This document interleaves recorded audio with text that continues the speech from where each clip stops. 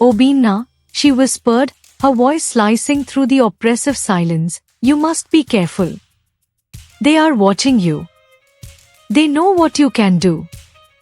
Obina's heart pounded, each beat echoing like thunder in his ears. Who are you? He stammered, his voice barely a whisper. The woman stepped closer, her eyes gleaming with an unsettling, otherworldly light. I am here to help you, Obina. But you must trust me. There is much you don't understand, and time is running out. Before Obina could utter another word, the woman dissolved into shadows, leaving him alone in the suffocating darkness of the room. Panic surged through him, his breath coming in rapid, shallow gasps. The walls seemed to close in, the air thick with the stench of fear and desperation. Once upon a time in a bright luxurious small town was Obina, a bright and curious 15-year-old boy. He loved exploring, reading books, and asking questions. His friends called him Obina, and they often followed him on his many adventures around their small town. Obina had a knack for finding interesting places and uncovering secrets, which made every day exciting. One sunny afternoon, Obina decided to explore the old, abandoned factory on the outskirts of town. It was a place he had been curious about for a long time. The factory was huge, with tall, broken windows and rusted metal doors. It looked airy, but Obina's curiosity got the better of him. He squeezed through a gap in the fence and stepped inside. The factory was dark and dusty, with strange noises echoing through the empty halls. Obina's heart raced with excitement and a bit of fear. He carefully walked around, shining his flashlight on the walls and floors. He found old machines, piles of scrap metal, and faded signs that hinted at the factory's past. As Obina ventured deeper into the factory, he stumbled upon a hidden room. The door was slightly ajar, and a dim light flickered inside. Obina hesitated for a moment, then pushed the door open and stepped in. The room was filled with strange equipment and wires hanging from the ceiling. In the center of the room was a large, glowing machine that hummed softly. Obina's eyes widened with wonder. He reached out to touch the machine, but as soon as his fingers brushed against it, there was a blinding flash of light. The room shook violently, and Obina was thrown back against the wall. He felt a sharp pain in his head, and everything went dark. When Obina woke up, he was lying in a hospital bed. The room was bright and sterile, with the beeping of machines all around him. He felt confused and disoriented, his head throbbing with pain. He tried to sit up, but his body felt heavy and uncooperative. A nurse noticed he was awake and quickly called for the doctor. The doctor, a kind-looking man with glasses, approached Obina's bed and smiled gently. "Hello, Obina. How are you feeling?" he asked. Obina tried to speak, but his words came out jumbled and incoherent. He felt a wave of panic wash over him. The doctor placed a reassuring hand on his shoulder. "It's okay, Obina. You've been in an accident. You hit your head very hard, and it caused some damage to your brain. But don't worry, we're here to help you." Obina's mind was a blur of confusion and fear. He couldn't remember the accident or how he had ended up in the hospital. All he knew was that something was very wrong. As the days went by, he struggled to make sense of his surroundings. Sometimes, he saw things that didn't seem real. Strange visions and voices haunted him, making it hard to tell what was real and what was his imagination. One night, as Obina lay in his hospital bed, he heard whispers coming from the hallway. He strained to listen, his heart pounding in his chest. The whispers grew louder, and he recognized his parents' voices. They sounded worried and upset. I don't know how this happened, his mother said, her voice trembling. He was such a bright boy. Now, I don't know if he'll ever be the same. Obina's father sighed heavily. We have to be strong for him. Whatever it takes, we have to help him get through this. Obina's mind raced with questions. What had happened to him? Why couldn't he remember the accident? And why did he keep seeing things that couldn't possibly be real? As the days turned into weeks, Obina's strange visions and dreams continued. He saw shadowy figures watching him from the corners of the room. He heard whispers that no one else could hear. And he felt a growing sense of unease, as if something terrible was about to happen. One evening, as Obina was drifting off to sleep, he heard a soft voice calling his name. He opened his eyes and saw a figure standing at the foot of his bed. It was a woman, dressed in a white gown, her face obscured by shadows. Obina, she whispered, you must be careful. They are watching you. They know what you can do. Obina's heart raced with fear. Who are you? He asked, his voice trembling. The woman stepped closer, her eyes shining with an airy light. I am here to help you, Obina. But you must trust me. There is much you don't understand, and time is running out. Before Obina could ask any more questions, the woman vanished, leaving him alone in the dark room. He lay there, trembling, his mind spinning with fear and confusion. What did she mean? Who was watching him? And what was it that he could do?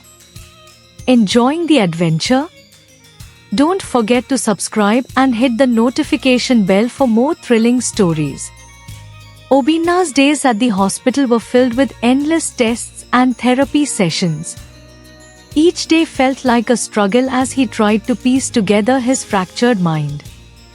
Simple tasks like reading or talking felt like climbing a mountain. His world was a confusing mix of reality and fantasy, and it was hard to tell where one ended and the other began. His family visited him every day, bringing comfort and support. His mother, Amma, was a gentle and kind woman with a warm smile that could light up a room. She spent hours by Obina's bedside, holding his hand and telling him stories from when he was little. Remember when you built that treehouse in the backyard? Amma said one afternoon, her eyes shining with tears. You were so determined. You wouldn't let anyone help you, not even your father. Obina smiled weakly, trying to hold on to the memory. It felt like a distant dream, blurry and out of reach. His sister, Juri, a spirited 12-year-old with curly hair and an infectious laugh, sat on the edge of his bed, chattering away about her day at school. Guess what, Obina? I got an A on my science project. The teacher said it was the best one in the class, Juri exclaimed, her eyes sparkling with pride. Obina tried to focus on Juri's words, but his mind kept drifting. Sometimes, he saw things that weren't there, shadowy figures lurking in the corners of the room, strange symbols on the walls, and voices whispering secrets he couldn't understand. He squeezed his eyes shut, trying to make the visions go away, but they only grew stronger. One evening, as the sun set and the hospital grew quiet, Obina heard a familiar voice. Obina, the voice whispered. He opened his eyes and saw the same woman from before, standing at the foot of his bed. She was dressed in a white gown, her face still hidden in shadows. Who are you? Obina asked, his voice trembling. Why do you keep appearing to me? The woman stepped closer, her eyes shining with an airy light. I am here to help you, Obina. But you must trust me. There are things you need to know, and time is running out. Obina's heart raced with fear and curiosity. What things? What do I need to know? The woman glanced around, as if checking to make sure they were alone. The accident was no accident, Obina. You were chosen for a reason. Your mind is special, and they want to control it. You must be careful. They are watching you. Obina's head spun with questions. Who are they? Why do they want to control me? The woman began to fade, her form becoming transparent. Find the truth, Obina. Trust no one. Your life depends on it.